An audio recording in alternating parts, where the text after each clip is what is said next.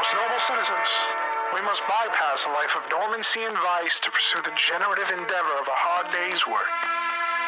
The benefits of these pursuits are not secured by chance or charity, but through the merit of your character and the firmness of your convictions.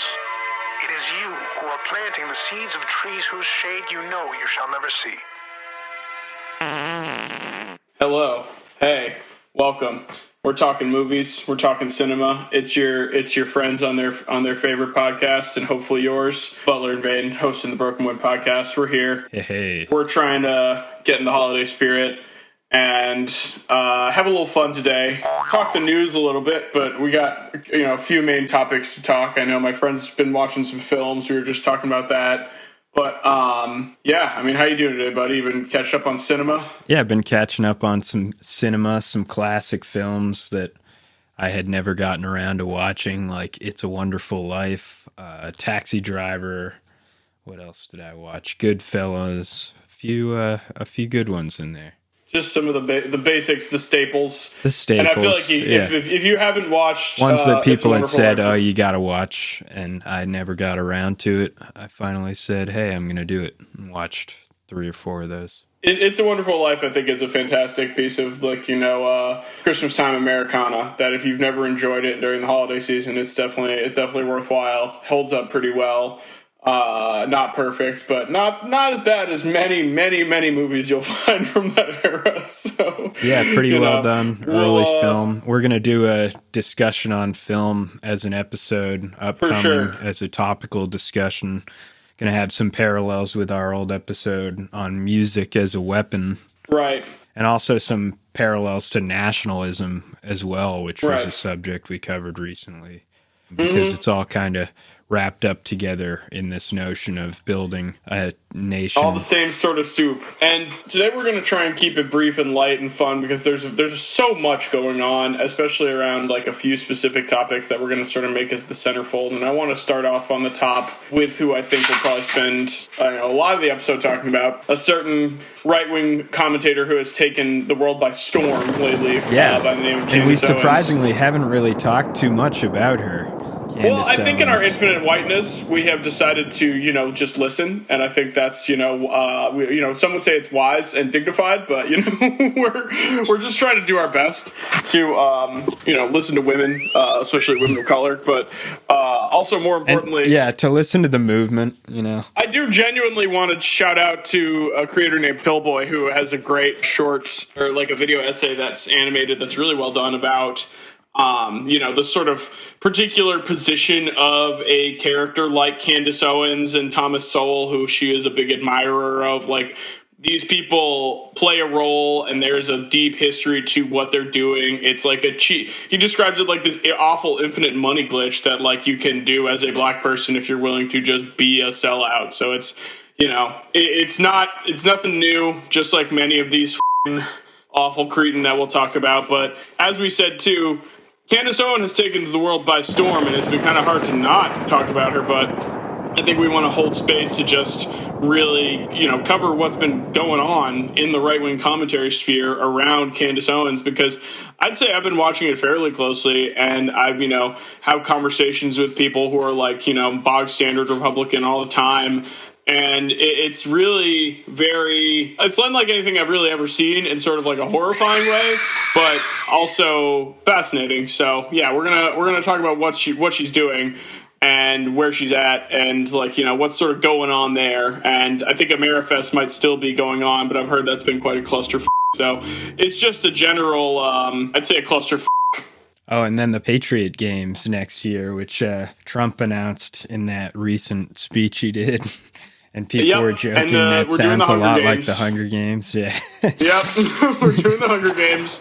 That's cool. Yeah, things are going great here in America. It's what was it? A golden age? Was that what I believe he was referring to this as? So yeah, or a golden arch. I don't remember. This is indeed the golden age of America. And what we're getting is better chatbots, I guess, and then we're getting Candace Owens taking the world by storm, as we said. So I guess massive amount of views with Candace Owens. We've talked in the past about how Nick Fuentes kind of carried the torch for a little bit in our sideshow. Anti-Semitism will be a theme in this discussion, unfortunately. It's something that both, in our Candace... conservative show, we've talked a bit about Nick Fuentes becoming the new rising star, but suddenly Candace Owens really emerged. She has that it factor. I mean, compare her to listen to her. Just turn your brain off and listen to her. Yeah, she is very talented, and I've heard a lot of people say that recently, that she's got an Alex Jones type charm. Yes. But I'd say even better true. Because it's like a new iteration that hasn't gotten stale.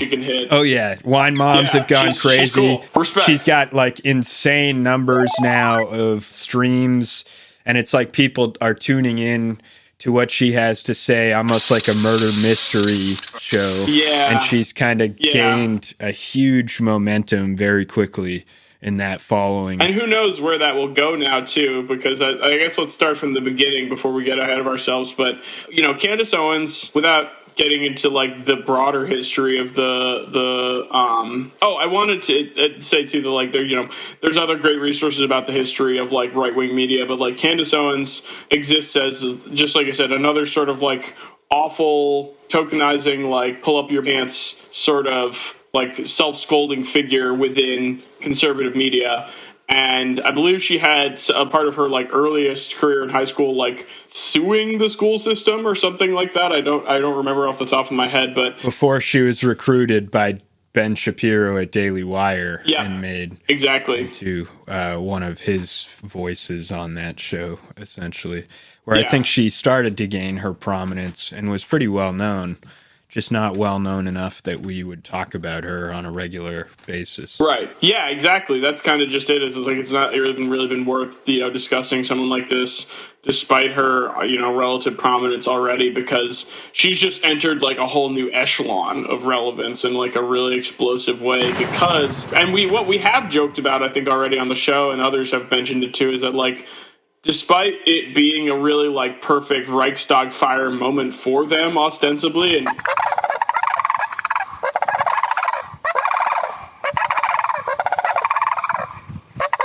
all right, we're back. We're back. Thank you. Had a little interruption. We just got a little brief interruption. Things happen. We'll throw some sort of sound there. Dogs, cats, shenanigans, all types of stuff. Lord knows my vacuum has probably tried to ruin a recording or two. But yeah, so we're hanging out and talking Candace Owens because Candace Owens, I believe, to give it a quick, biography, and my co-host can correct or comment if he sees anything worth mentioning there, but she basically started as a TPUSA acolyte, recruited to Ben Shapiro at the Daily Wire, followed the track of now also girl Ben Shapiro, whatever her name is, that basically like... Oh, yeah, the one. Yeah. Truly doesn't matter. It's like girl Ben Shapiro, and she... Basically, we'll throw it in the description. Brett something, maybe. I don't know. Whatever. I think it's Brett. Brett something. That's right. Yeah, Brett Cooper. Brett Cooper. Yeah, shout out to Brett. Friend of the show. Come on the pod. Friend of the show, Brett Cooper. We knew your name. Yeah. Can you edit it to make it sound like we knew her name the whole time? Probably not at this point. We definitely will. We'll fix that in post. Come on the show. But anyway, girl Ben Shapiro. So you basically just realize that, actually being like a token female conservative has a much better, it's just a better lane. With a slight Ben Shapiro look, too. Right, but has a much better lane than being a part of the Daily Wire and affixed in any way to the absolute losing brand that just is Ben Shapiro. Because I do really think that it's an interesting like political threshold of being annoying, that it does limit you. Like Steve Bannon, this is why Steve Bannon is such a shrewd political actor in some ways too, because I think he knows he's annoying and weird on camera, and so I think he like kind of doesn't want to be in front of the camera if he can avoid it. Yeah, he knows that. Like, and I also think another part of the conversation to bring into this is that there's like an element of the crowd pulling them in the direction, like I've heard it being called audience capture, where someone ends up, like you create a audience for a certain narrative that you're building, and then that's your base. And then if you try to change that, you'll end up upsetting people. And we see that with Candace as we get a little further on. We're going to talk about how she tries to quickly change her tone on the major thing. People like Asmongold, Nick Fuentes, like there's tons of freaks that Asmongold's the other one that I wanted to bring up too, who is totally audience captured and recently flipped, and his audience was pissed. He flipped on the issue of Israel, seeing that the majority of people now, especially the youth, are turning on the issue of Israel. Right. And so he went from being aggressively anti-Palestinian cause to now suddenly starting to dip his toes into the anti-Israel critique. And it's like, nope, that doesn't work. You found your base. Right. And that's been his whole methodology of becoming probably the largest, one of the largest streamers right now. Yeah. And he did that ultimately by listening to a reactionary base and building that base up. Yeah. And that's been a problem that Ben Shapiro's had, is you built a base that is bigoted and hateful at every single minority, and you're trying to tell them, well, you can hate every group except for this one special minority cause that I am very attached to. Right. And they're taking it one step further. You're losing your base. They're actually outrunning you now to the right. And it's, it's hard to keep up. Yeah.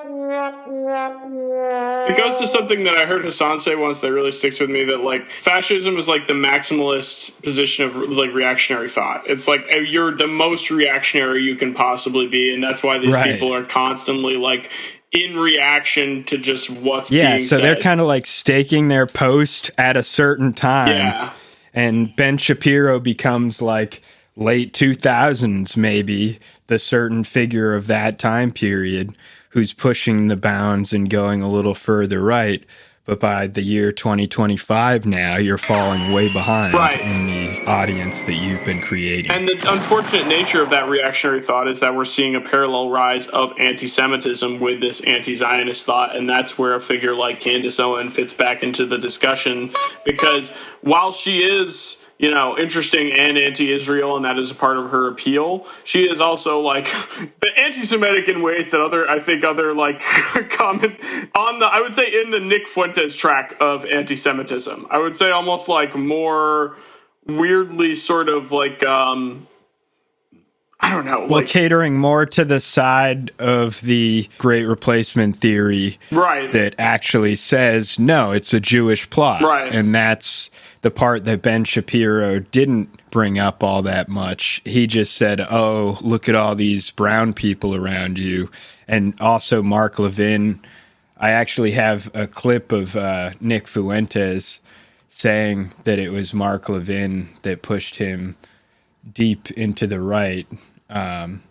That's pretty, I think, useful for this moment. It's useful if I want to hear the sound of Nick Fuentes' voice, which I do not. If you want to hear and that I nasty gotta voice. say, that's what I mean about the annoying problem, too, that it's like, as much as he's a scary guy. He said that basically Mark Levin taught him to be a racist, taught him what the Great Replacement theory was, and that he used to come back from school and watch Mark Levin, and that's where he learned about the Great Replacement theory, according to him.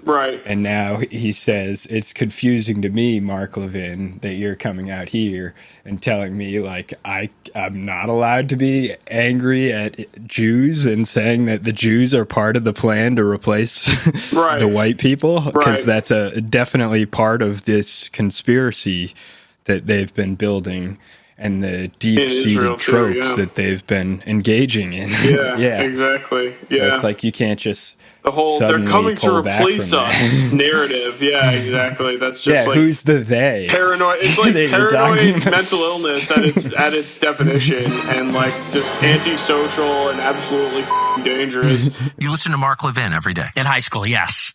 Wow. I was a fan. I loved his show, and I actually liked how he was kind of obnoxious and mean to his callers. Yeah. Vicious, and I liked that. I thought that was funny. But I'll never forget one show he goes live and he says, America's becoming a majority non-white country. Does anybody think that's a good idea? And I was thinking to myself, yeah, that actually doesn't sound so good. I didn't really even think that America's becoming majority minority like that. Wait, so you were radicalized on race by Mark Levin? Yes. Are you making that up? Or that's a real story. Amazing. Mm-hmm. He planted the seed, at least. Yeah, like Candace Owens is able to put this veneer on it that is very different from others, and also like, you know, connected to blackness in her own unique way, and like being a woman, and like she puts a lot of flavors in there that make for an interesting cocktail, and what has always been an interesting cocktail and has made it so she, you know, throughout her career has been able to. I mean, she pulled the Brett Cooper first, I believe, right? She was out first. Yeah. But it was at its essence. And no matter what, it allows them to launder the idea because a minority is saying it. Whatever minority it is saying, oh, well, a woman is saying that trans people are a threat to the feminist cause. So therefore, it's more valid to the mainstream. And the same with any other minority, if they can find that they're willing to peddle a reactionary racist argument, they can actually create this highly what's it called, viral, I guess, appeal that ends up happening. That, oh, we found a minority to say this thing that nobody else is allowed to say. Yeah, I mean, it's, there's, again, I want to name check Pillboy. It's all based around identity politics, which is the irony. That these people love white identity politics. I want to name check Pillboy, the content, who does a great video about the entire trope you're describing, especially from like a black political side of it, because obviously like that's a trait that has deep roots going back to like Jim Crow, you know what I mean? And like that's not even the exaggeration in the slightest. And not that these are issues I'm terribly well informed to speak on either, but it's like even within like these sort of like subsets of black like nationalist religious thought that you see in Nation of Islam and stuff like that, like there's Louis Farrakhan, like that there are elements of Nation of Islam that are profoundly anti-Semitic, and I don't, you know, think that that's stuff that's, you know, I think that's stuff that's part of what, you know, Candace Owens is able to appeal to as well. That's not an insignificant like demographic in this country of like black folks who are anti-Semitic. It's unfortunate, but it happens, and it's like not something that it sucks to see that she's like able to sneak that in there too as another like, you know, powerful secret tool. It's just anti-Semitism is so insidious. It really is, and that's what's so frustrating about what this whole sort of saga we're going to try and tell here. So she gets fired from the Daily Wire because of conflicts with Ben Shapiro over Israel, right? And this is a time where she's wanting to be more anti-Israel, but also, like, she is anti-Semitic pretty unequivocally. We should find some clips to put in there later if we can. I'll take a look too. But like, she's done like much more like weird, like Dreyfus Affair era, sort of like the kind of stuff you got to do like boring reading on. You know what I mean? You describe yourself as a Talmudic Jew, and I've learned what's in that Talmud, and I encourage other people at home to learn what is in that Talmud so that you know what Ben thinks of you, because he doesn't just hate me, he hates you too, white men. He hates all black people, okay? If he's following the rules of the Talmud, I mean, when I say hate, they think that we're animals, that they have a right to own us, that they have a right to make us worship them, that they have a right to lie to us, that they have a right to sue us and take everything that we have, that they have a right to deceive us, that they have a right to treat Charlie the way that he treated Charlie while he was alive, only to then try to defraud the population into thinking that he is somehow a part of his legacy. And that's ultimately where Ben Shapiro removed her from the Daily Wire at one point, was she was getting a bit too anti-Semitic, or I hate to conflate these two in any way, but also too anti-Israel. Precisely, yeah. And so he removed her from the network basically once her tone started to change on both of those issues, and it's very important that we don't allow those issues to be conflated, and ultimately it's the failure of the opposition party to not provide an alternative and to leave this giant vacuum where you maintain 4 or at least 2 years of genocidal policy under Biden. Yeah. And didn't listen to the critiques and didn't listen to your base telling you that they weren't okay with this.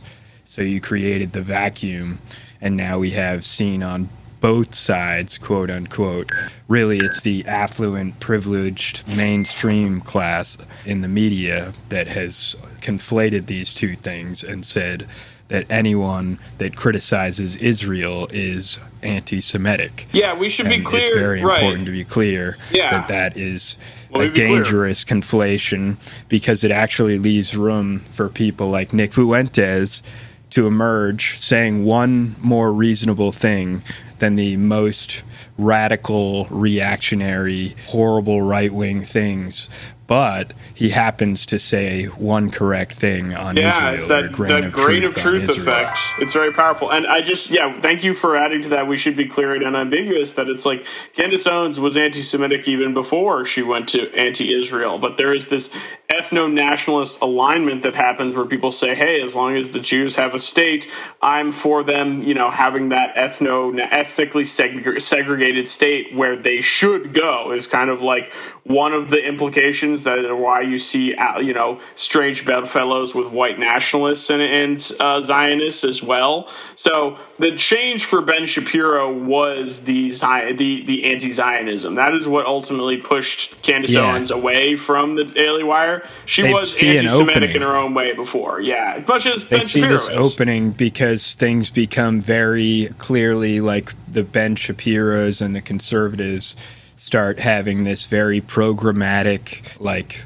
follow the script type attitude, and you're catering to a base that's very conspiracy minded, right, and doesn't want to feel like it's following a script to an extent. So anywhere that there seems to be this contradiction where everyone is being told, hey, you have to say this thing, it leaves an opening in the base for someone to become hugely popular very quickly, as we saw with either Nick Fuentes or Candace Owens. And this is like a continuing volatility that's ultimately left there because the risk is so high. Risk is worth the reward. And so I think we're going to continue to see this fragmenting as long as neither parties are willing to acknowledge the elephant in the room. Well, and I was going to say, too, that Americans are resistant to dogma in an almost like reactionary way on some levels, and that's not true in all parts of society, but I think it does cut across cultures and ethnicities in a big way that, like, a lot of Americans like to just, sort of say, that's not for me, I don't think that way, and I'm going to do things my way. And I feel like that is a part of Candace Owens' politics, too, that is kind of ever present to me that sticks out. Is she's got this weird, like, oppositional defiance that just seems almost like... contrarian. Yeah, she's just, like, contrarian. She's contrarian in a way that, like, is annoying that all right-wing commentators are, but she's got this, like, there's a sort of, like, deep-seated nature to it about her that's very funny. Well, it was easier as an opposition party to be a contrarian, right? Where it's like, you're not the leader. Obviously. So it's like you can always be chirping from the side, and it doesn't really matter if there's no core agreement because you're not being asked to govern. So all of you can have your own slightly different angles. But once you're actually in governance, you end up having to consolidate. And that's where someone like Candace Owens becomes a liability to your movement and has not been actually helpful to any type of political cohesion because she is inherently a contrarian, I believe. Right, just like a lot of these people, just like Nick Fuentes. I know, and that's why they're eating each other like snakes in a barrel now. But before we get too much further past this part in her biography, I also want to say that by all accounts, it seems that Candace Owens and Charlie Kirk, when they worked together at TPUSA, were good friends. They were colleagues and, people who like have multiple videos together being like friendly and laughing, and that these were posted by her in the immediate wake of his death. And I tend to not feel as like, I don't like to sound as, harsh about Erica Kirk, who will come up in this whole saga as well, obviously, because people have really dragged her since she's really become this public figure. And I think a lot of it also comes down to something we talked about already, too, which is like, she's maybe not just that good on camera. Like, I think there's really just that when I look at her, I see someone who just is not media ready in the way that like you need to be. And also it's a little bit self-inflicted. I mean, there's this thing where she said, because your word is your bond, she's going to fulfill every single media obligation that Charlie had. And it's like, that dude was a public media figure. He had a lot of obligations. Right. Right. It's like, you don't have to put yourself in public this many times. You can hire people to do that. Yeah. Get people who are professionals, Erica, please. Like, I'm sure you can be very helpful. The reality is that, like, I don't think she's just not, like, it is a rare type that this is why movie stars get paid what they make. This is why it's like, as much as Charlie Kirk was not a movie star. This is why Charlie got famous and not you. Right. Like, he did have a certain sort of, like, charisma and talent that obviously he was able to hone, practice, and master over a period of time that she clearly does not have. And, like, she also just, like, I don't know. So she's going to drag us too far ahead in the story anyway to talk about her, but basically, this is to say that Candace Owens and Charlie Kirk were friends, and seemingly pretty good friends. Yeah, she ended up like releasing some text messages that she had with him to try to prove how close of friends they were. And she's been kind of flexing how close she was to Charlie. Yeah, people will debate this now because of how this has all gone. But then also she's been accusing people who worked with him on a daily basis who were obviously and well-documented friends also. And she's been accusing them, or at least implying at times, or maybe asking questions about their connection to Charlie Kirk's dad. Wow. If you really care about your team, answer the questions, okay? Just demystify the entire event. Come out, sit down, answer the questions so people don't think Turning Point USA looks so suspicious. Don't try to like mom the organization and say, well, mother's upset because people are coming after her kids and all of this multi-million-dollar subsidiaries. That's my children. Right. Well, okay. So also, Candace Owens, we should say, just a correction from earlier because I looked it up. She did sue her school system in high school for racial discrimination. So turns out she's a wokie and has been the whole time. She's always been woke. Oh, and she's also married to like a billionaire and is not worried at all about security. Because I don't know if you remember, too, the Tim Pool part of this whole thing where her and Tim Pool got in a feud. You're getting ahead of yourself, pal. You're getting sequentially here. We know about the Tim Pool food. We're going to get to the Tim Pool food. Well, then we're not ready. We're not at Tim Pool yet. So the Daily Wire firing happened in 2024. And around that, I don't know, it must have been early 2024 because, March of 2024. And then in September of 2025, so she starts her own thing. You know, it's going okay. It's, again, when you go on your own as a conservative woman, and especially as a conservative black woman, that's got its own pull just as like a unique brand, because at the end of the day, it's a pretty, watch the Pillboy video. It's not a good thing to do if you're selling your soul in a lot of horrible ways. So Candace Owens goes that route. It's going okay. And then in 2024 or 2025, in September, what happens, my friend, at Utah University during a debate to the boy himself? The boy is killed, and killed. There's still a lot of questions as to what exactly happened. Yeah, true. Mainly because the FBI did such a terrible job in the aftermath of this response under the direction of Kash Patel. You know what? Let's hold space. I was going to say we need to hold space for Kash Patel's reaction to the shooting and not getting off the plane until the FBI can secure the right size jacket for him. This has been a thing like more and more as of late because of the direction of Kash Patel on the FBI. I love Kash Patel. The more as the violent incidents occur, there's no containment whatsoever on the conspiracies, and then there's often a at least partial acknowledgement of some of the conspiracies from someone like Kash Patel. But then it just also leads just to total ineptitude. Basically a very unclear response in the moment of the tragedy when most people are going to remember it, undefined and quivering answers, and so you end up just being left with basically a fog of what happened at that time. And it seems like more and more we have these incidents that nobody really knows exactly yet what happened. I was going to say, yeah. Well, and I wanted to, maybe we can take a second here to just give sort of our thoughts as it stands on the narrative, which I'm sure there are holes and inconsistencies in, but it seems not impossible that the narrative of this sort of offbeat fella deciding that he's going to take it upon himself to put a bullet in this guy. Like, I hate to say that seems like classic ex-Mormon who hasn't quite dealt with their behavior. Yeah. I hate to say the guy fits the profile of like the confused shooter going back all the way back to like Oswald. So, I mean. Well, and Oswald is a patsy if there ever was one, perhaps, but I don't see it as much with speaking Tyler of Robinson. A fog, it's the same with Kennedy too, but we just have more and more frequency with these events, it seems, that nobody has answers.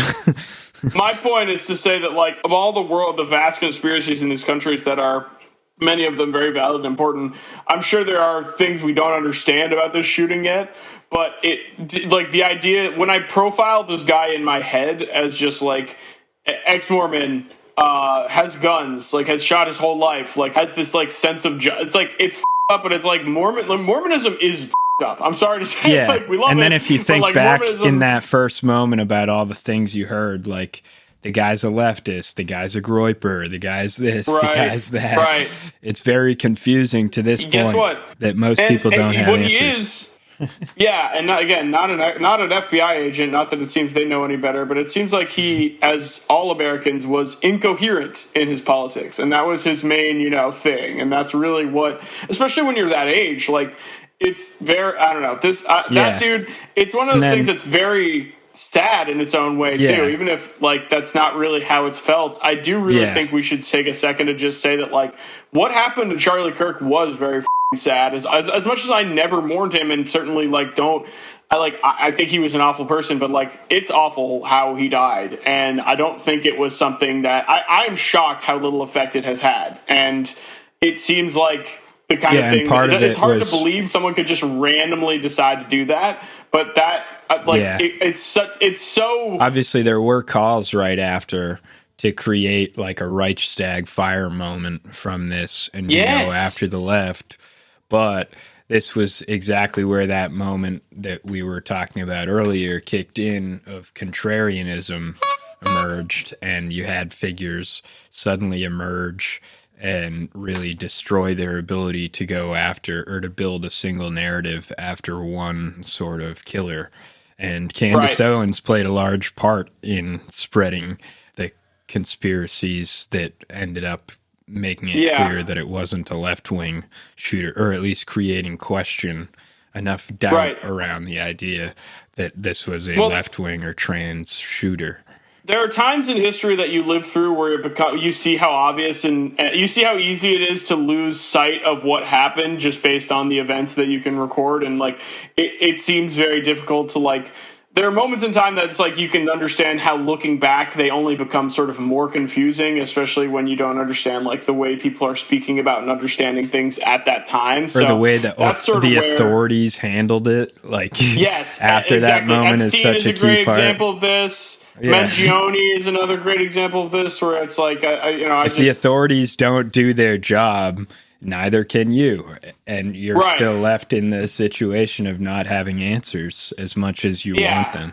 And I think the way in which the Charlie Kirk killing handed this completely ascendant fascist movement its perfect Reichstag moment, and they completely have squandered it at, knock on wood, but just seem to be completely unable to capitalize on it because they're all such a bunch of little content vultures. It's incredible and unbelievable and nothing I expected. And Candace Owens is kind of the beating heart of that. So I think that what I wanted to do with the show today too is just sort of like get this narrative down somewhere, because it's very hard to understand. And it is like the story of this like extremely public tragedy that was witnessed firsthand and like on camera very graphically by probably hundreds of thousands of people, like in a huge way. And again, like that kind of like the effect that used to have like a really profound effect on what you could get people, like inspire people to do. And that's really where I was like, oh my God, this is going to mean something. Right. You know, like that's where I really thought that. Yeah. And then we started to have disagreement within, a lot of public disagreement within the conservative movement that we made fun of during our Conservative Wind episodes a bit, and we'll return at some point to do the bit again. We'll get the cigars out. Yeah. We'll get the cigars out sometime. But I think you have to control your inner right-wing commentator, not feed them. There are two podcasters in you. you know. Oh, I wanted to transition to the Tim Pool, I think.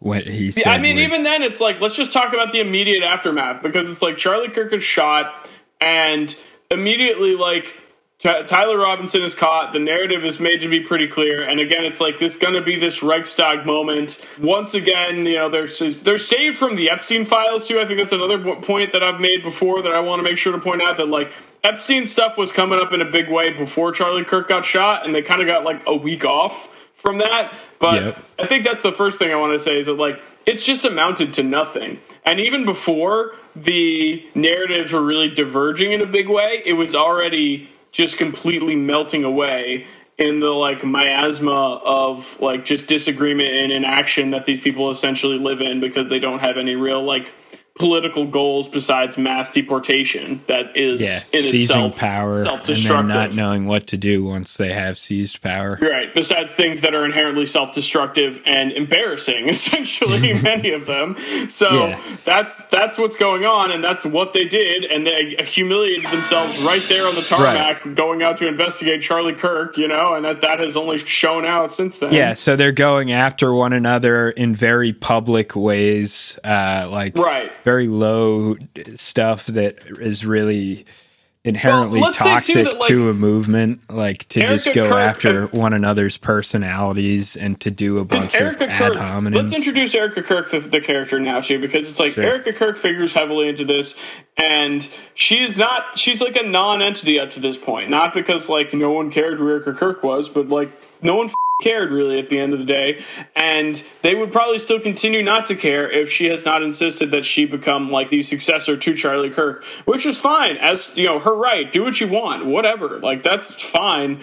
But she does not seem to have the sort of like public relations sauce that you need to come across as this not only like grieving widow, but also this person who is now in this like ascendant leadership position that needs to be like full force, like Herrenvolk retaliatory, like we're taking over now. Right. And again, as anyone would fail in that contradiction, she did. I feel like one of the first failures was filming herself at Charlie Kirk's, like being filmed at Charlie Kirk's wake, crying over his body and posting that. Yeah, the big funeral. I think even the optics of that funeral was a big failure of turning it into a giant rock concert type funeral, which how many funerals can you think of that are made that way, like that you can compare to a rock concert?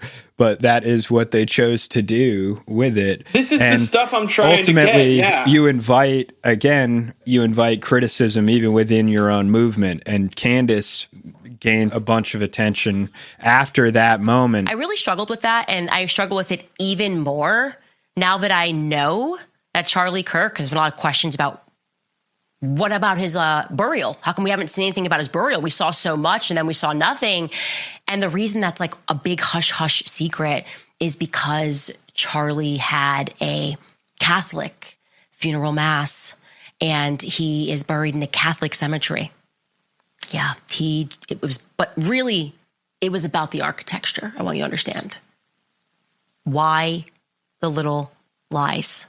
This is really where Candace starts coming in, Yeah, this is where she starts coming in by calling attention to, hey, isn't this kind of weird to be like fetishizing this guy and turning it into like such a culty like thing?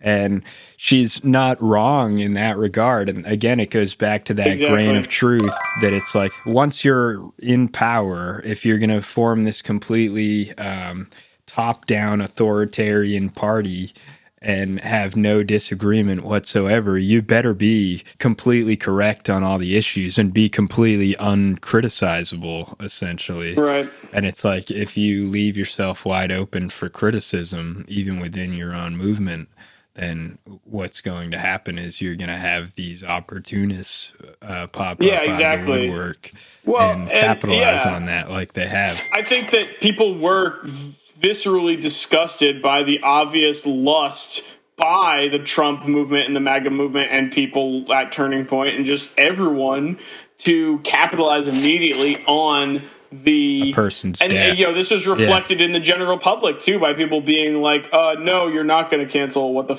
whatever his name, like by just all of their worst overreaches completely disappearing. Exactly. And that's where they end up exploiting these, is just by carefully watching the polls and seeing like, oh yeah, the whole public did kind of feel weird about that funeral thing. It turned out that the public wasn't like right on when the Charlie Kirk funeral happened. Like if you looked at the polls, most people were like, sad, that was sort of weird.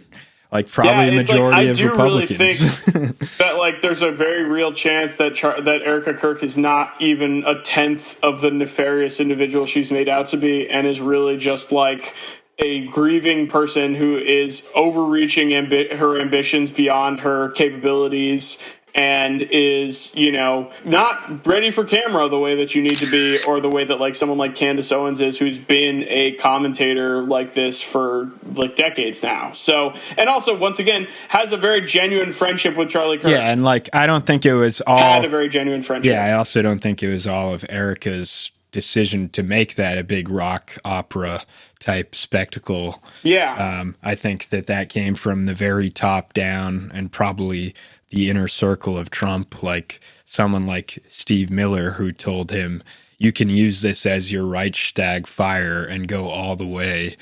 And ultimately they told Erica most likely to go along with this. This might be a little conspiratorial, but I think that's more the incentives, is that someone said at the top level, we need to turn this into a giant moment. And they misread that, and misread that this could be turned into a moment like that. And Erica's just sort of caught in the middle of that, of being used as a pawn on the big stage for her husband's funeral. And we can't Turning speculate Point USA as to why he was killed. Turning Point, we'll get to that speculation, but Turning Point USA has always existed as this way of bridging the gap between an ostensibly, young demographic and a geriatric and like incredibly unappealing institution as is the Republican Party. Yeah, it's so important to understand that dynamic, that it was never as popular as it actually appeared, and that was the definition of an astroturfed movement, that Charlie Kirk as a figure was a salesperson. An astroturf master. Yeah, he was a salesperson whose role it was to court large money donors who are all elderly, and to say, look at how popular I am with the kids. And in any business, they have to try to fool their investors and to make it look like they're having more success than they really are. And that entire thing was contingent on having a charismatic, we'll say, confidence man at the top of this, at the top of this business enterprise. No, really, like I think that Turning Point was always tenuous. I think and we'll see. I think that I'll probably be proved wrong by sheer force of capital and the investments that they're doing right now. I think they'll make something of it for sure. That's not Turning Point USA is not going to disappear at all. There's way too much momentum behind it now. No, they're pivoting it. They're going to turn him into a martyr. It's a very fractious organization internally, it turns out, because obviously young people like to argue. They like to establish their own individualism, and this whole ideology is built on individualism. So you're going to have 10,000 chattering individuals trying to build a political movement, and good luck. Best of luck, guys. I'm sure you can do it. In a way, it's really helpful to have just a figurehead who's a martyr now for this movement. So I definitely don't see it going away. And it's even better as part of this ruse of saying, wow, look how big this movement is and popular it is with the young children. And it's always there's always an element of catering it in a marketing or branding sense, the same way any politician, but especially Trump, likes to put the people behind him at his rallies of specific demographics holding specific signs. And it's a very purposely curtailed view of the world, essentially, built around what the party wants you to see. And I think ultimately that mentality is still baked into the philosophy of Turning Point's USA. It's not that you don't create that movement without pooling together the massive amounts of money in the first place. Right. There wasn't just... And it's not about infusing the will of young people into politics. It's about corralling the right kind of young people towards the things that capital already, needs political actors for. That's what it exists to do as a machinery, and it's pretty good at that. There wasn't an organic movement amongst the youth that said, hey, we want to be a lot more like old people, and to have the mentalities. Yeah, children yearn to be a lot more like their parents and to never change in any way. That's kind of just bizarre and truly unnatural that the children would not develop their own. Yeah, we'll see how much sauce they have. It's entirely faked that you have to say, this was a conservative movement of young children that are naturally saying we want to stay like our parents. No, that's an indoctrination movement. And here's the thing, too. However flawed the many other beliefs of the children might be, the children do not seem to be Zionists writ large. It seems that in general, exactly. They're clearly turning... do not seem to be pro-Israel. And that is a very important part of the story, because Turning Point USA is a pro-Israel organization, does not seem to be changing that. Yeah, that's where you get new figures coming in, new mediums like Twitch streaming, appealing to the youth, that it's like, sure, maybe the adult conservatives don't get the appeal of someone like a Candace Owens or a Nick Fuentes, but the young indoctrinated children certainly do. Right. And Charlie Kirk, up to the point of his death, was trying to bridge this major gap already developing within Turning Point that's like, hang on, we need to, again, corral the right kind of young people into the right positions to have these representatives for the Republican Party. It's not about the actual will of the Democratic youth in any way. Exactly. But increasingly, they could not find young people who are willing to take a hard Zionist position, because it is if you're going to be like a Herrenvolk nationalist movement, it doesn't make any sense, essentially, and a fucking idiot could see that. Right. It's important to recognize... You have to feel like you're being fooled. Like, that's the only way it's just insufferable. So, right. So, okay. I think it's important to recognize within all that the dynamic of the old Oscar Ameringer quote that we go back to from time to time, where it points out the nature between the base or political party and the donors, and the zero-sum relationship essentially between them. But the quote, he says that politics is the subtle art of taking money from the rich and votes from the poor, and convincing both that you'll protect them from the other, essentially, or something along those lines. And I think that dynamic is still at play behind any of these large political organizations that are founded on the basis of, well, here we have a giant stack of money. Now, how do we change people's will rather than the opposite? Turning Point, especially. Of politics, which is actually meant to be around people having political goals that they want to accomplish and policy ideas that they want to put in place. And so Candace is a free agent. Let's get back to the narrative. Candace is a free agent.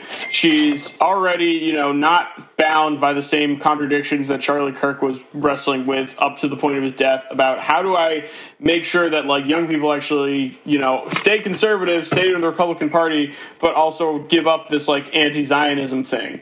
And that's not a problem. Erica Kirk is even less equipped to deal with this issue, and I don't really even think has begun to.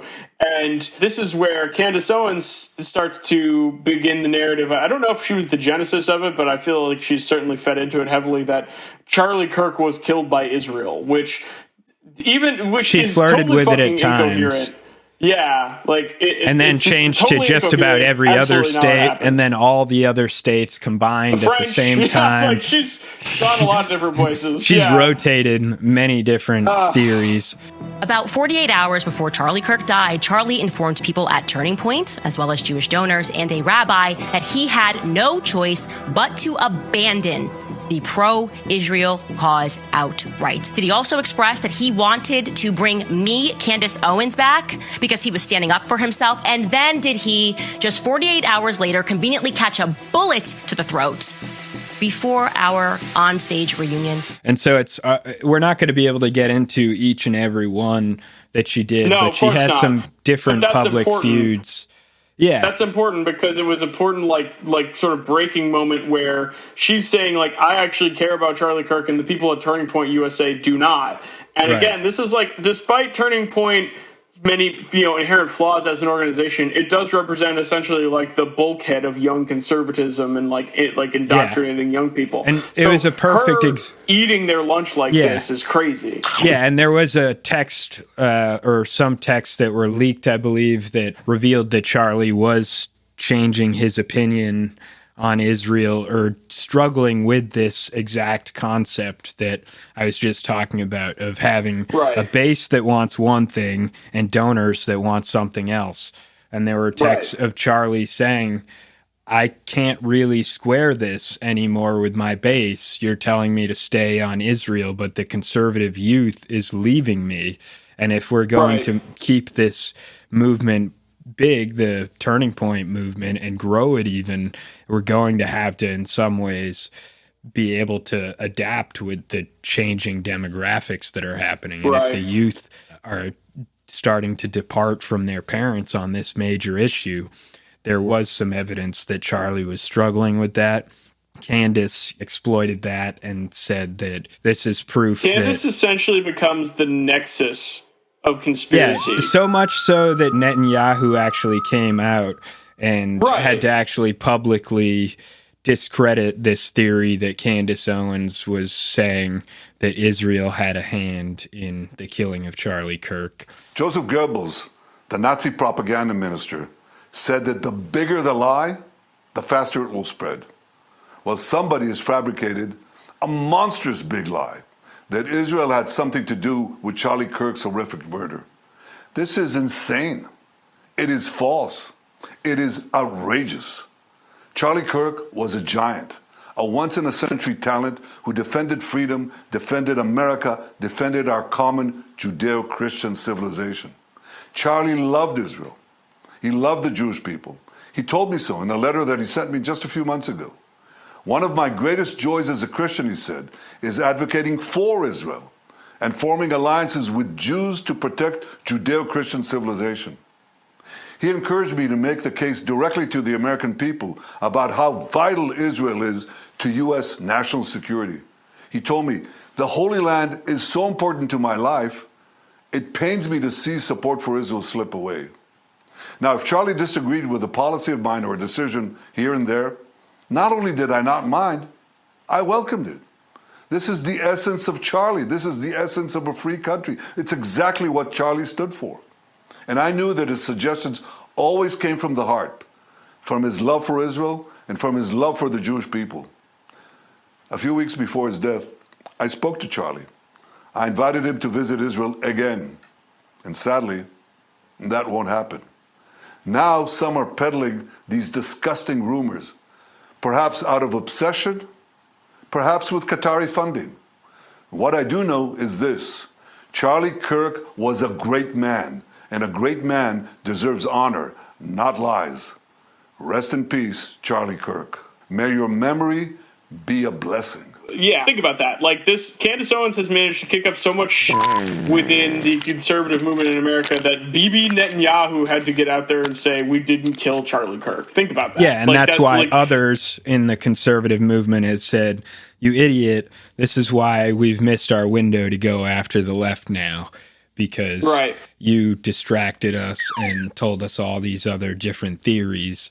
So there were some who were publicly yelling at her and getting in public beefs, like Tim Pool, who I brought up earlier. I was going to say. And he had this public freak out where he said, like, it was awesome. Well, she doesn't have to hire security and I do. And he allegedly reported a gunshot went off. But then people, I think even major outlets started to look into this because now this type of Twitch drama is now apparently enough for major outlets to do research pieces on, which is funny in itself. But Candace Owens is a f***ing evil scumbag. She is a degenerate. She is burning everything down, and she's gloating and smiling while she does it. And you know what you told me? She has no security. She doesn't deal with the shit we have to deal with. She's a piece of shit. She's making everyone else suffer. And all of these conservatives out there that send me these messages have no balls to call her out. More and more people have started doing it. They send me these messages. Good for you, Tim. Good for you, Tim. I wasn't the first person to do it. I'm not going to take credit for that. But don't DM me like I did something for you as you cower, as you power, scared that she'll put you on her thumbnail and claim you benefited from Charlie Kirk's assassination, which he's doing to me right now. Yeah, that was the... I'm done with these people. She has security, just not on the level of you. Oh, yeah, the one fat guy you mentioned with no wall and no barrier in a suburban neighborhood with neighbors. She doesn't give two no one's out for her. She's lying about all of this. You told me you went to her house and she's got a 4-foot wall and one fat guy, and she doesn't give a about her security. Meanwhile, I get bullets fired at my property, and I have to go live in the middle of nowhere. And I got strangers coming up to my house in Maryland, breaking in. I got people showing up and beating up the residents who try to live there. How the am I even supposed to sell this property? Wait, so they were looking into the shooting? Yeah, they checked and found no reports whatsoever. And so people were calling out Tim Pool, even on his own feed. They're comparing him to Jesse Smollett, saying that he fakes incidents. So he was saying like, she doesn't have to hire security, and I'm living in fear, and I've got this property that I can't even sell right now. You cannot get that angry on camera. That is, dude, it was very humiliating. People said it was his biggest crash out that he's ever had. Yeah, I mean, we don't throw that term around lightly here. There's a couple of certified crash out guys who are always crashing out, who only have one mode, which is crash out. But it's like, dude, that we would never ever complain about. I can't sell my property. I'd be like, get the out of here, like, dude, really. And he's a landlord with many properties, so it's like, dude, right shut now, up. Yeah, like, what the like, you're a fucking idiot. Like, you think that's gonna make you sound sympathetic to people? Like, you're so out of touch. Jesus Christ. Yeah. Loser. Also, I'm sorry. I'm gonna drop a hot take in here. You might have to edit this out in case people get really angry at me. But past a certain age, stop skateboarding. And in fact, the youth should stop skating.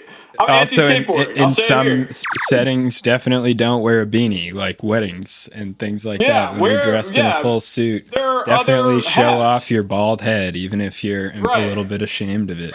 It's fine. Or with your tons of money, you can do something about your bald head. Go to Turkey, dude. Yeah, go to Turkey. Imagine Tim Pool with hair plugs. Be awesome. Tim Pool with hair plugs never would have pulled that shit.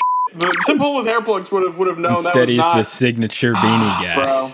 The guy who always wears a beanie. Dude, that is not not a great look. How have we never shot shots at Tim Pool like this before, dude? It's like, Tim Pool, you dork ass. You suck so bad. It's so annoying. We are coming for all of the money you have in the bank account. That is what we want, is to be at least a quarter of as successful as your dumbass. Yeah. Because that's really one of the things that inspires me is I look at people like you and think, wow, if this hapless loser with nothing really of interest to say at any point can manage to just float this much of a career. About a fourth grade education. And yes, and people will be like, wow, that's so interesting. I'm sorry, I've also revealed yourself to be a dullard. He's like, I've never heard even 5 minutes from this man that didn't sound like just some asshole making it up as he was going along with no real heuristic or thought behind any of it. And like, yeah, we do a lot of riffing and improvising here on this show, but like, god damn, There's some themes, I think. I think we have some recurring themes. I don't know. I'm all for being a snob about commentators, and the other thing too is it's like with all these guys, he's annoying to listen to. Like Candace Owens just doesn't have that problem, and everyone we've mentioned here, including Erica Kirk, has that problem. Charlie Kirk was less annoying to listen to, but it's like even Tucker, who is like probably the least annoying to listen to of all these people. I feel like there's something. I feel like Candace Owens will have staying power that will surprise all of us, unfortunately. Just because, again, she's got a little bit of star power. Yeah, and then the other thing, too, was her deciding then to meet with Erica Kirk and trying to call a truce. And we talked about earlier about audience capture and how people like Asmongold, when they changed their tune, ended up having their audience get angry. You keep jumping ahead. I'm mad at you. You got a chronology. Barry Weiss Town Hall. It was the Barry Weiss Erica Kirk Town Hall happened first. Did you watch any of that? Did you get to see any of that? Yeah. That is actually what I believe I was thinking of, because Holy hell. That was when they decided to cut the beef, right? It was right after that. Yes, that happened first. And what a media spectacle. I mean, no one watched it on CBS, first of all, which is like, again, which is awesome. Talk because about they put this lady losers. in. Yeah, and it was awesome, to see. Right. Sorry. I was going to say, talk about untalented losers whose career is vastly outstripped the level of talent they bring to the table. Barry Weiss. You know what, Barry? Here's my advice to you for programming CBS, and I'm just some schmuck. I don't know anything, but just keep getting on camera. It's you. You're the star, Barry. That's who the people yearn for. Is you and your opinions, Barry. Yeah. Come on. And did you see Tucker actually talking about Barry Weiss? Because this was pretty awesome. God, yeah. Talking about grains of truth, where he skewered her, and it was actually pretty awesome. Because it reveals that on one level, he knows that we're living in this complete fake meritocracy. In no fair system, in no meritocracy, would Barry Weiss rise above secretary. Like, actually, and I mean that. If her allegiance isn't to America first, how is she the head of an American network? Well, that's, of course, an entirely fair question that you're not allowed to ask. Barry Weiss has no experience in journalism at all. Like, she's never committed. She's like an opinion writer or whatever for the New York Times or something. She's not a journalist. Like, never written a freaking story in her life. How do these people wind up running our biggest institutions? Because our society is inverse. It's upside down. Creativity is penalized. How dare you say that? It's not what every other drone is saying. It's not what the machine tells us to say. And Barry Weiss, the single least creative human being, the single most robotic, what are the talking points? Repeating them, that person winds up at the top of the pyramid. That is what offends me. I mean, seeing Erica Kirk and Barry Weiss have a conversation is what made me more convinced of anything else that poor Erica Kirk is truly like kind of a hapless, like, boob who has unfortunately experienced a really terrible thing in having her husband assassinated in a really awful public way, and is now trying to step into this role that would be hard for anyone to step into. It would be incredibly difficult for anyone to take that on, and you would need to be extremely talented as like a public speaker and broadcaster. Another thing, too, to bring up is that Charlie Kirk is already aging out of his demographic. Right. And I don't know if you were aware of this. I don't think it's really that big of a deal, but Erica is actually about 4 or 5 years senior to Charlie Kirk, who's 32 years old. So this is a youth movement, and this is something we keep seeing, too, as a recurring trend, point. that under 40 movements are called youth movements. And like J.D. Vance with that text message group, which was, again, called a youth movement, but it was discovered to have all these racist texts. And J.D. Vance said, don't worry, they're just kids, and basically brushed like 24, it all off. And it's like, no, they're like up to 40 years old. So some of these are completely fully grown adults who absolutely have no excuse for talking that way and should not be allowed to be in politics if they have that kind of an opinion. But yeah, just it's funny to create a youth movement. And Charlie, of course, started when he was like 18, but at this point he's 32, I believe, when he passed. So he was already having a hard time, I think, keeping relevant with the youth as the leader. If you haven't seen the Erica Kirk Barry Weiss town hall, you go watch it. It's electric television, and it's because it's two of possibly the most. It's like putting two black holes right next to each other and just seeing what happens, which is like fascinating in its own way. It gets kind of hard to watch at some point, but it's also a great. It is like it should be studied in textbooks as an example of what people are talking about when they say that Zionism creates anti-Semitism, because of the way in which like Barry Weiss shoehorns in the issue of like October 7th and things like that into this discussion. And it's like a lot, there's many like flubs by Erica Kirk too that go back to what I was saying, where it's like she's just not like fully camera ready for this incredible undertaking where she needs to stand atop this like already fracturing divide in the youth coalition of the Republican Party, and she's not up to the task. Despite the devastating loss of Charlie Kirk, my incredible husband at UVU, Caleb has persisted with the same gift. Grit. It has been a long day. Trust me, you're not a grifter, honey. It's all good.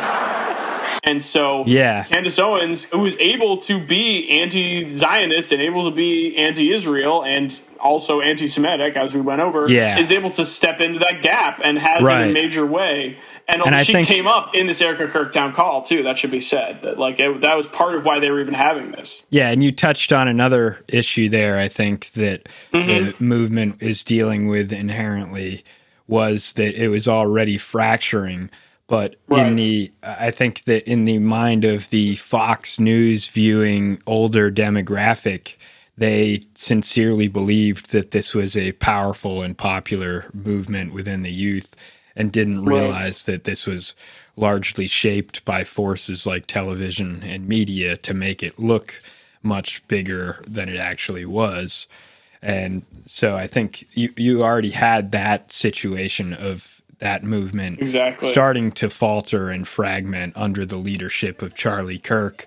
But now you have this moment where people are creating a myth out of it and saying, I hear a lot of conservatives now complaining like, we were so close to conquering the culture and finally having all the branches of government and we almost won everything. But several people have said like they killed the prophet. Like basically they're treating Charlie Kirk as like a martyr or a prophet and saying that think about this. Their movement wouldn't have collapsed if only for this bullet that killed him or whatever. But it's like ultimately that was pretty insignificant to the forces that were already bringing down the conservative movement. And the timing of it, I mean, it's unfortunate for anyone to be murdered in such a horrific way. But like, I promise you, if you believe that Turning Points USA had a major role on the culture, then you are mistaken. It did not have as much of an impact as you believed. That was a construct created by conservative media. Right. And it may grow. It remains to be seen. I really don't know. But I want to say, too, I just want to take a step back and think for a moment about what we were looking at with the Erica Kirk, Barry Weiss town hall, having to respond to conservative YouTuber and streamer and commentator Candace Owens. The podcaster Candace Owens, okay? At one time, a friend of Charlie's, at one time, an employee of Turning Point. She has been one of the main peddlers of these conspiracies, and she is making a huge amount of money on it. She is building her business off of these lies. What do you want to say to her and the other people that are putting these lies out into the world right now? Stop. That's it. That's all I have to say. Stop. Okay. Let's just think about it for a second. So we have the widow of this martyr you just mentioned, of this, critical youth branch of the Republican Party and the MAGA movement, this like absolutely essential figure now murdered in his prime and having to be replaced by his wife, having to basically get on to this. Right. Get on to late prime. Yeah, thank you. But get on to what is a major news network recently bought by like these Zionist affiliated people who are explicitly, obviously interested in maintaining a Zionist narrative in the news media, which is like again, what we meant when we're talking about like the way in which these actions breed anti-Semitism, even if anti-Semitism is a complete fabrication and the sure mark of a rube.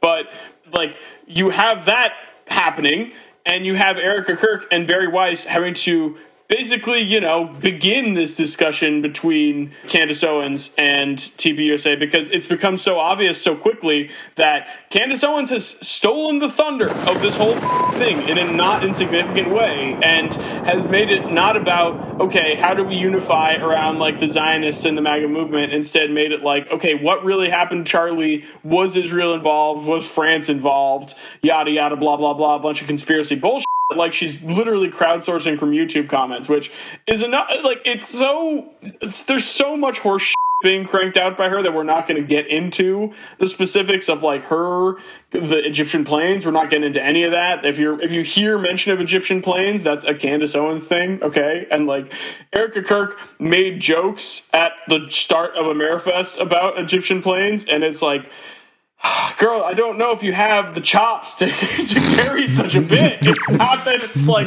impossible, but it's not easy. Like it's like this is what I mean. Where it's like it is just this dumpster fire all of a sudden, and it's like Candace Owens cannot be understood as a critical part of it. We have 25 countries represented plus Puerto Rico, but I have the list here. Don't worry, guys. Egypt is not on the list. Don't worry about that. Okay. Right. Do you want to talk about the meeting and the fallout from the meeting? Because that's basically what happens right after the town hall. So then after the town hall, I believe Candace Owens like live streamed it and ended up basically ratioing it, because now she's getting ridiculous numbers in her live streams. Yeah. And then after that, she agreed to have a meeting. I'm not sure which one called for the meeting, but then Erica and Candace agreed to meet. And Candace actually, then when she returned to her live stream, her first words, I believe, on the stream were shalom, if I remember. And this is a moment where I'm talking about audience capture. Her audience suddenly freaked out, and it was very strange, because she started having this moment of like, I'm not acting weird, you're all acting weird. Okay, everybody, Shabbat Shalom. Just want to say Shabbat Shalom to everybody back at home. Happy Hanukkah to our greatest friends and allies. And, this is a good time to mention that Israel does have a right to defend itself. Tucker Carlson is Adolf Hitler, and TikTok does need to be purchased by the Mossad. It's just how I'm feeling today. I am not different. Maybe you are different. Welcome back to Candace. And so everybody started immediately within the chat. The base that she'd built started suspecting and saying, oh, you sold out to Israel, essentially. And then she started saying, no, I'm not acting weird. You're all acting weird. I've always been normal. And this is, again, the she's meeting like, sometimes I just filmed. change my mind, and sometimes, or something along those lines. You guys are absolutely crazy. The amount of people who attacked me for sending out a tweet being like, hey, I'm good, I'm alive. We had a very productive conversation. And they were like, she got the call. She got the call. She's betrayed us. She's doing something else. I can't believe it. This has all just been a show. Calm down, okay? What do you think happened? Yeah, the meeting off is the off the record. Meeting completely we changes her tone. Next to no detail and information about what specifically happened in the meeting, because you got to understand, like hundreds of thousands, like at least 100,000 people, I think, were watching this when it was like a live broadcast. Her getting on to talk about how this meeting went, because obviously, this is two critical millions, figures actually. in the fate of if I remember, future. she has millions of people waiting in the lobby. That's how much, like before she goes live. If I remember, she has millions, but I believe that's what I saw. I'll end up doing some research on that. But it's like, either way, it's like these are two critical figures in the future of the conservative movement, and they've had this off-the-record meeting to resolve this profound conflict and difference between them that isn't even really based in reality. It's like essentially irresolvable, even under the best of circumstances, because it's like they're both believers in a bunch of horse shit, and whether it ends up being like Zionism or like American ethno-nationalism, it's both pretty shitty and can be compatible with Israel either way. So it's like they're both like essentially not in an irresolvable position as individuals, and yet this narrative that Candace Owens has bred and this like deeper strain of like anti-Semitic paranoia that she has fed into has taken on a life of its own.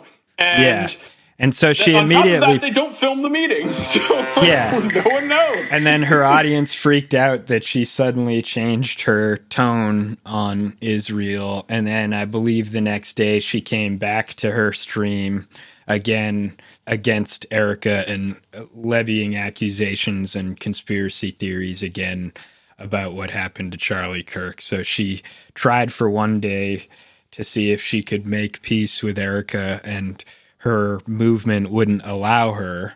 And that's where we were talking about audience capture. And so she decided to go back to doing her old thing again, it seems. And that seems to be where we left off for now in that saga. I think that kind of brings us up to the current moment. There's going to be a lot more drama in that space. The pace of it is just faster than we could possibly keep up with. Right. And there's there probably is also tons of stuff we're missing too. Yeah, but it's just been fascinating to observe. Yeah, there's some other news that we want to quickly get to surrounding Epstein, because obviously Epstein ain't going away. Epstein ain't going away. Put it on the label. And so, there was, folks. They voted to release the Epstein files, so we knew there was going to be some trickery. And they had 30 days legally to release all the files. And now where it stands is that 30 days has passed, and they chose not to release all of the files, which is still illegal.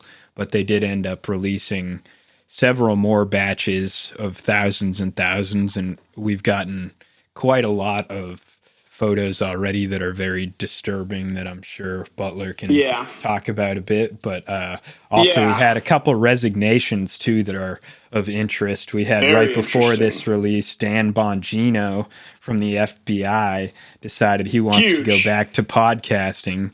Again, talking about a guy. He and Cash are two people who built their base by podcasting. And it turns out they don't really like to do the work of governing, so they'd rather go, or at least for now, Bongino would like to go back to podcasting, back to his claim to fame. Dan Bongino, I have a copy of Spygate. I have read it thousands of times. It is one of the most important political texts of the modern era. And so it is my little red book. Come on the show. Then the other resignation we got that's kind of big is U.S. Representative Elise Stefanik. Nice. She ended up resigning. Also, it seems right around the time of the Epstein files, though it could just be that she feels being in the Republican Party is untenable at this point, and that she can't win. Yeah. But so she also left at this time, and it's, I think, just fun to point out that she was the one that in the Mamdani meeting with Trump, it was brought up that she had called him. She's been a loyal, just like MTG. He's losing all the big ones. And she was a big loyal follower. She was the one who had made the quote about Mamdani being a jihadist. And so she was quoted for that question where Trump ended up saying he doesn't think Mamdani is actually a jihadist. And sometimes he just say things on the campaign trail. He was referring to her, and now she's resigned. Now she's resigning. Oh, I know. I mean, that's a brutal thing to have. Oh my God, hilarious. He ended Elise Stefanik's whole political campaign there. That's too good. She's out there campaigning, and you say things sometimes in a campaign. I mean, look, there's been, political resignations. We're going to be coming back, obviously, to the Epstein files because... and again, to return to something I said at the start, like earlier in the show, all that the Republicans and the MAGA movement really got from the death of Charlie Kirk, unfortunately for them, was basically like a week and a half or 2 weeks off from Epstein being a major, like, existential crisis for them. And in hindsight, it's very funny for us to have imagined that we would get any kind of clarity or like written, like useful documentation from the people who are literally culpable for the stuff that we're getting these documents from. Like in hindsight, like, oh no, well, Pam Bondi bamboozled us. It's like, that's kind of on us for thinking that they would release anything but the most redacted We're not possible doing a little version more digging into of- who Pam Bondi is. Right, exactly. For not knowing that Pam Bondi was Alex Acosta's boss. Like, dude, it's like, again, like, oh, yep. I guess, You didn't question that up front? Mostly black pages. Yeah, I guess that's what we were going to get from Pam Bondi. So it's like,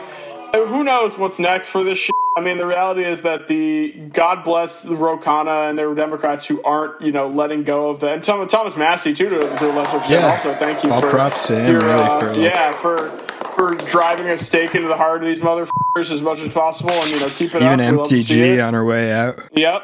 Thank you nice. for being annoying to the worst people on earth. I always support that. When anyone of any stripe wants to take that undertaking on. You're not going to make your pivot to appeal to quote unquote normies. Nobody is ever going to buy that, but thank you for stabbing Trump on the way out. Metaphorically. It will be remembered. That's what we'll say. And I appreciate it very much. And I mean, we're not going to get into the depths of what's in the Epstein files at this point, because as I was just sort of alluding to, is that like we got the most hilariously criminally redacted. It was like getting a document that said evidence of my crimes, and then it's just 190 blacked out pages with nothing else, and then being like, what, I gave you the evidence of my crimes. It's like it's like just there's nothing, there's some stuff in there already. I mean, that's for damn sure. It's like one thing that there's some pretty disturbing photos. Incontrovertible now too is the relationship, the profound and again like fairly seemingly quite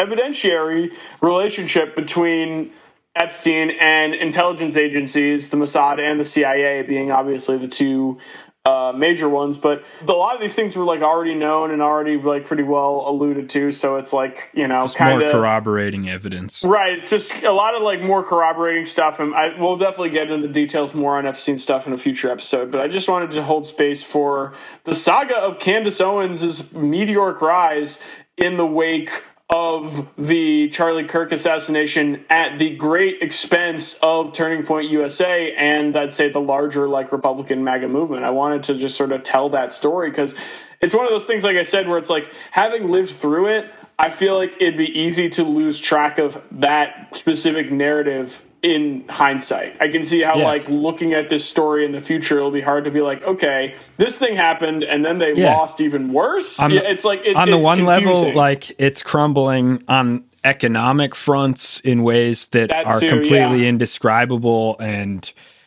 like world changing in the simplest possible way. We don't even have time to get into. It's like this is where the culture war is being lost. It's being lost in the Twitch sphere. This is why they can't win the culture wars, because they're all a bunch of like vulturous content creators who are not looking for any kind of like narrative or truth or to be entertaining with their friends. They're just looking for their angle so that they can like build their biggest possible audience, and only it's useful wild as an how opposition. Instinctively opportunistic they are. They're like sharks. It's terrifying, but respect. I mean, Candace, if you want to come on the pod, please keep it up.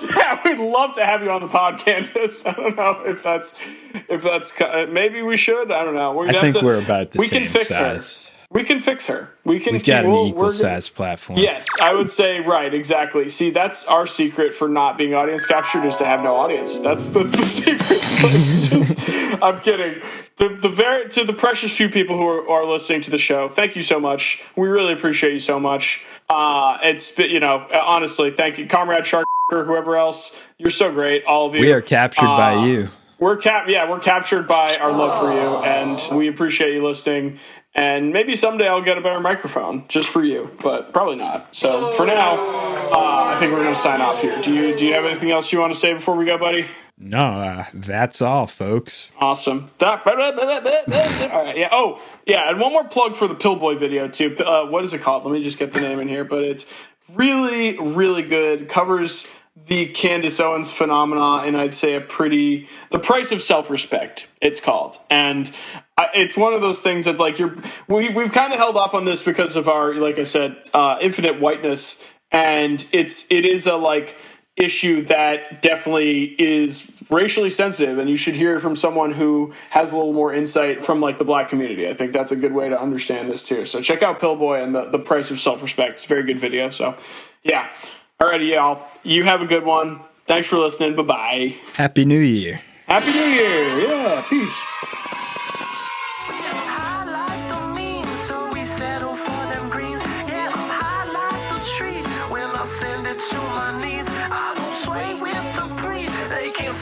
To my knees, yeah.